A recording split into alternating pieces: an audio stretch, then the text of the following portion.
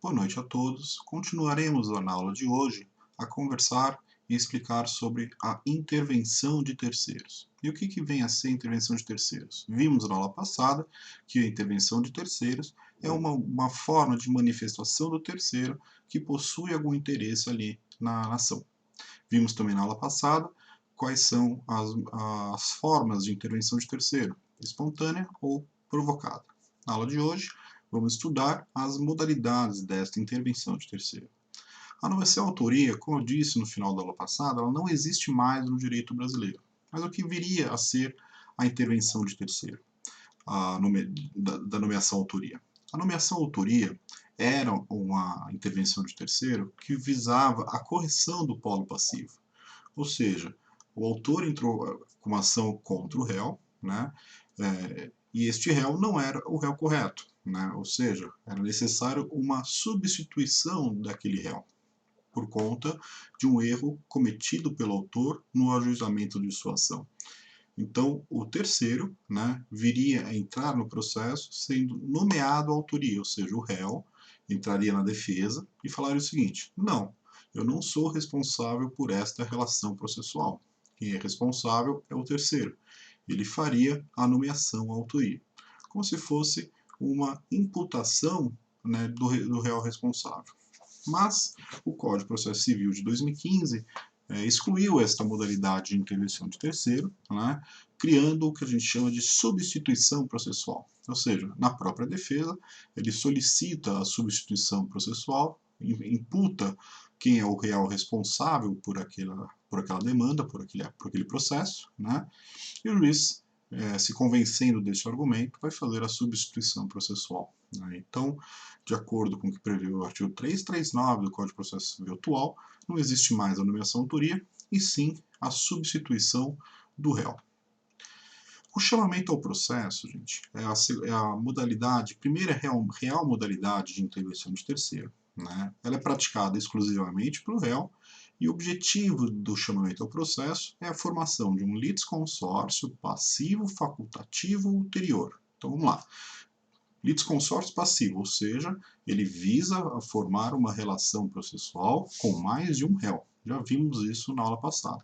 Facultativo porque ele não é obrigatório, eles têm uma faculdade à realização do chamamento ao processo. E ulterior porque ele começa assim e posteriormente o ajuizamento da ação. Muito bem. Quais são as hipóteses, né, do chamamento ao processo? O grande exemplo que a gente pode dizer do chamamento ao processo, que todo mundo já deve ter visto, né, é a ação que visa uma ação de despejo entre o locador e o locatário. O locador está ajuizando uma ação de despejo por falta de pagamento da locação, seja ela residencial ou seja ela comercial. Muito bem. Na defesa, o réu pode requerer o chamamento ao processo para falar o seguinte: não sou só eu, réu, o responsável por essa dívida, e sim o fiador também é corresponsável. Então, no polo passivo dessa ação de despejo, deve figurar o locatário como réu, que é o devedor principal, e o fiador. Então, nessa situação, o réu, locatário, ele faz um chamamento ao processo, como o próprio nome diz, ele chama o processo o terceiro, falando que o terceiro não tem porque o terceiro tem a responsabilidade de compor a lide juntamente com o réu. Ou seja, se o réu principal, que é o locatário, não pagar a dívida, quem deve pagar essa dívida é o fiador. Então, a primeira hipótese de chamamento ao processo é essa do locatário que chama ao processo o fiador. Né? Esse é o grande exemplo na qual um terceiro entra no processo, né, sendo chamado ao processo pelo réu principal, para formar naquele processo um litisconsórcio passivo, facultativo e ulterior. Vamos ver agora a denunciação da lide. A denunciação da lide é uma intervenção de terceiro que é considerado pela doutrina como uma ação dentro de uma outra ação, ou seja, é uma lide secundária dentro da lide originária. Temos aqui duas relações processuais distintas. Uma entre o autor e o réu, e outra entre o réu e o terceiro. Então, temos duas relações processuais aqui dentro de um mesmo processo. É por isso que a gente chama a denunciação de lide de uma lide secundária, ou seja, duas ações sendo julgadas em uma única ação, em uma única decisão, em uma única sentença. Quais são as hipóteses ali previstas da denunciação da lide? A denunciação da lide tem previsão no artigo 125 do atual Código de Processo Civil. Temos dois grandes exemplos da denunciação da lide. A primeira é a chamada evicção. A evicção é a perda da coisa, perda de um bem, em decorrência de uma ação judicial. Então, o grande exemplo que a gente tem é uma ação reivindicatória, ou seja,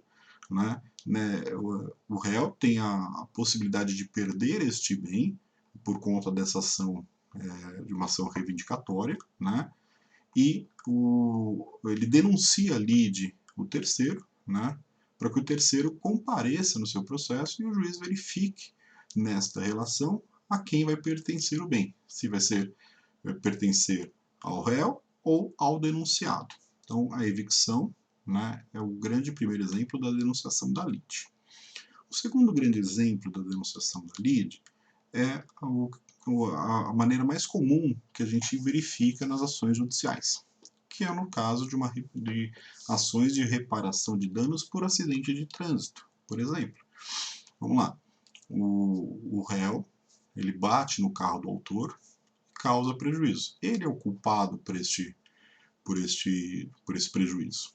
Só que ele tem um seguro, e esse seguro tem também a cobertura de danos a terceiros. Quando isto acontece, o réu ele denuncia a lide à sua seguradora para que, caso ele perca a ação, ou seja, ele se saia derrotado neste processo, quem vai assumir este custo, quem vai assumir esse prejuízo dos danos causados no acidente de trânsito é a seguradora daquele réu. Então, um carro A bate no carro B, esse carro A é do réu e o carro B é do autor. O culpado deste dano é o carro do réu. O juiz julga a ação em favor do autor, condenando o réu a arcar com um pagamento de R$20 mil por conta do acidente de trânsito. Só que o réu, antes da sentença, ele faz a denunciação da lide. Ele denuncia a lide quem? A sua seguradora. Porto Seguro, Aliança, qualquer seguradora de mercado que ele queira contratar. Muito bem. Essa seguradora, ela faz a indenização dessa condenação, 10, 20, 30 mil reais, àquele autor. Por quê? No contrato firmado de seguro entre o réu e a seguradora, há uma cláusula de cobertura de danos a terceiro. Então, essa hipótese de denunciação da lide é quando a seguradora vai arcar com a responsabilidade de todos os danos causados no veículo daquele réu. Então, essa é a segunda forma de denunciação da lide. Então, vimos aí o conceito e vimos as duas hipóteses, a da evicção e a questão da seguradora que arca com o prejuízo causado do veículo. Vamos ver agora a próxima modalidade, que é a oposição. A oposição é uma intervenção de terceiro, na qual o terceiro, de forma facultativa, ingressa por sua livre e espontânea vontade em um processo, se opondo ao direito que está sendo pleiteado naquela ação. Então vamos ao seguinte exemplo. Um proprietário de um imóvel faz uma locação a uma empresa e essa empresa subloca este imóvel a outras empresas. Vamos falar de um shopping center, por exemplo. Muito bem. Então, o proprietário do terreno, locador, loca para um shopping, locatário, e esse shopping subloca a vários lojistas, que são chamados de sublocatários. Muito bem. Nesse exemplo, vamos supor que o o shopping não está pagando o aluguel do locador principal. Nessa hipótese, o locador principal, né, ele pode, em uma eventual ação que esteja sendo discutido os aluguéis entre o shopping center e os locatários, e as lojas, né, se opor nessa ação, falando que ele não está recebendo a locação. Então vamos lá, vou voltar um pouco no exemplo. O shopping center, ele ajuiza uma ação de despejo contra os sublocatários, contra os lojistas. Né? Um eventual lojista, ou 2, 3 lojistas que não estão pagando o aluguel. Só que ele também não está pagando o aluguel do dono do terreno, do dono do imóvel, que é o locador principal.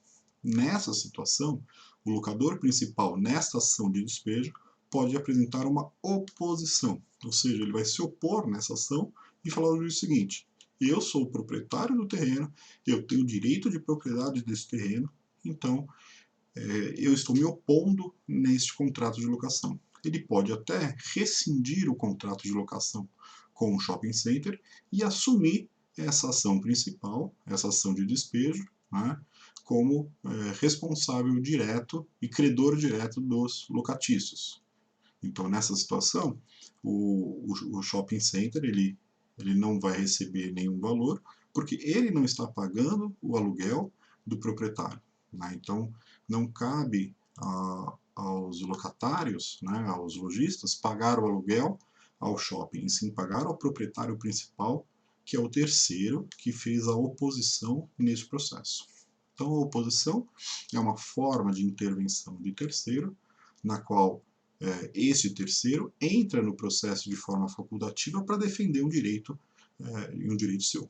Então, mas, como disse, esta modalidade é de iniciativa do terceiro, é facultativa do terceiro e não ali, não é provocada por alguém, né? Não é ninguém que requer essa intervenção, e sim, ela é feita de forma espontânea ali, de forma facultativa diretamente do terceiro. E por último, vamos ver a modalidade de intervenção de terceiro chamada de assistência. Na assistência, é uma intervenção de terceiro voluntária. O terceiro, o assistente, ele ingressa na ação para defender ali um direito que lhe vai favorecer. Então, quando ele, terceiro, possui um interesse jurídico naquele processo, ele entra no processo para ajudar ali as partes, né, como realmente um assistente. Temos duas hipóteses de assistência: assistência simples e assistência litisconsorcial. Na assistência simples, também ela é chamada de assistência adesiva, né, o assistente ele tem um interesse naquela decisão e ele ingressa como colaborador da parte, ele ingressa como um ajudante ali da parte. Né. Qual que é o grande exemplo da assistência? Vamos lá, uma ação de despejo, mais ou menos na forma do exemplo que a gente viu no exemplo anterior, na modalidade anterior. Uma ação de despejo entre A e B, vou dar o exemplo do shopping. Né? Então, o shopping center, né, ele ajuiza uma ação de despejo, né, contra o seu locatário. Só que esse locatário sublocou a uma outra pessoa. Né? Então ele fez um outro contrato de sublocação. Ora, esse terceiro, que é o sublocatário, né, ele tem interesse naquele processo, porque se o shopping despejar o B, então A e B, o A é o shopping, o B é o locador, né, o locatário. Se o B, né, for despejado, consequentemente vai interferir no C, né, que é quem utiliza realmente o imóvel. Então, nessa situação, você pode entrar no processo para ajudar, porque ele tem interesse ali naquele processo. Então, numa ação de despejo de A contra B, né, e B fez um contrato de sublocação com C, o C pode entrar no processo como assistente daquele processo, para, em caso de despejo, ele fala: não, eu vou pagar aqui a dívida, né, que o B tem com A, né, para continuar no imóvel. Obviamente, se ele pagar esta dívida, se o C pagar a dívida, fazer um acordo para pagar a dívida de B, ele subroga, ou seja, ele tem os direitos de pleitear de B aquilo que ele teve que pagar. Né? Então, assistência simples ou assistência adesiva ocorre nessa situação. Na assistência litisconsorcial, também chamada de assistência qualificada, né, o assistente também ele é titular direto ali da relação jurídica. Né? Então, diferentemente da assistência simples, ele é o titular direto, ele é o interesse direto ali naquele processo. Né?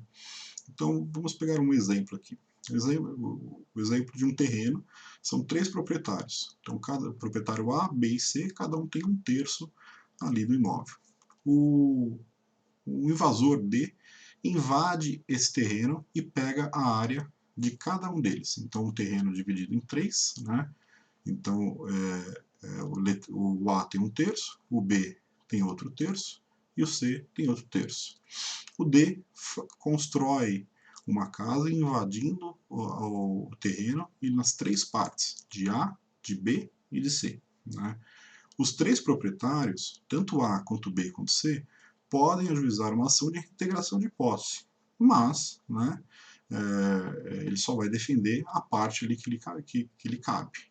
Se há, por exemplo, ajuização de reintegração de posse, B e C, eles podem apresentar uma assistência litisconsorcial para defender as suas respectivas partes. Né? Então, em vez de termos 3 ações de reintegração de posse, cada um para reintegrar a posse que foi invadida de forma individual a cada um dos seus terrenos, então, para não ter uma ação de reintegração de posse para tirar o D da parte referente à invasão do terreno da parte do A. Depois temos uma outra reintegração de posse de B para tirar a parte do imóvel construído por D na sua parte do imóvel. E a mesma coisa com C. Não. Tem uma ação ajuizada de reintegração de posse de A contra D, e o B e C eles fazem a intervenção de terceiro chamada de assistência litisconsorcial para tirar D definitivamente, tirar o invasor definitivamente do terreno.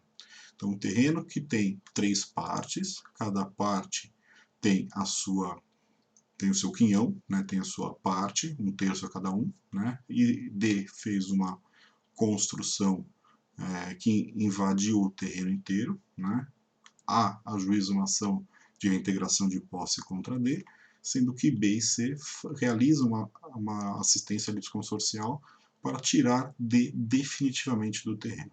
Eu falei de A ajuizando uma reintegração de posse contra D, mas pode ser B também.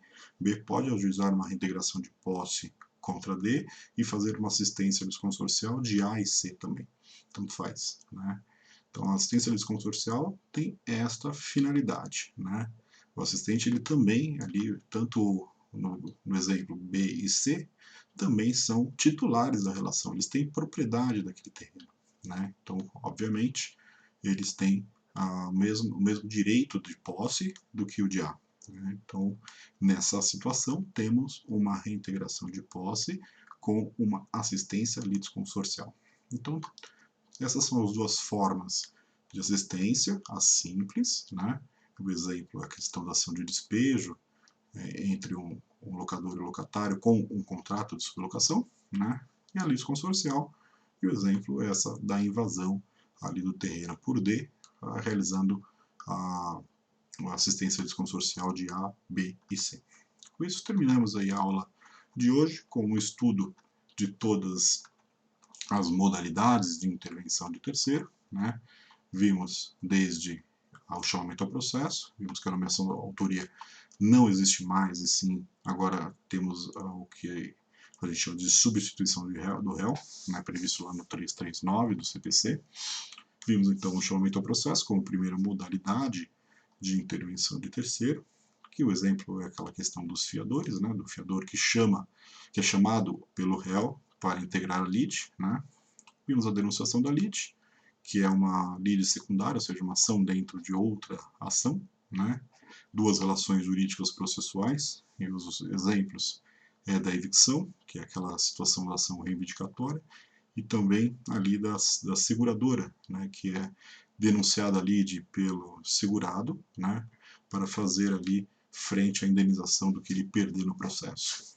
Vimos também a oposição, o exemplo que demos da oposição é a questão do proprietário do terreno, que faz a oposição em um contrato de sublocação entre o shopping e os lojistas, né? E vimos a assistência, que ela pode ser simples ou litisconsorcial, né? A ação simples é a ação de despejo entre A e B, né?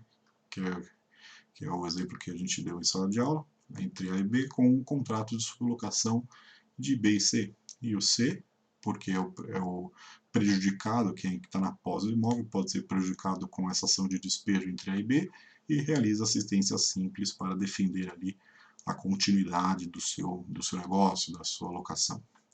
E por último, a litisconsorcial, na qual é aquele exemplo do terreno, né, que tem um terço para cada uma das partes, A, B e C. A tem um terço, B um terço, C também tem um terço, e ele é invadido por D, sendo que se houver uma ação de reintegração de posse de um dos proprietários contra esse invasor, os outros coproprietários, os outros proprietários do imóvel, também podem apresentar a sua assistência litisconsorcial para defender a sua posse. A diferença dos dois é que na litisconsorcial, né, eles têm, o assistente é titular direto ali da relação jurídica processual, né? Em assistência simples não, né? Ele tem mero interesse jurídico ali na decisão, né? Então essa é a grande diferença entre essas duas assistências, a simples e a litisconsorcial. Então por hoje é só. Leem a apostila, frequentem as aulas no Teams para esclarecimentos de quaisquer dúvidas referente ao tema de intervenção de terceiro.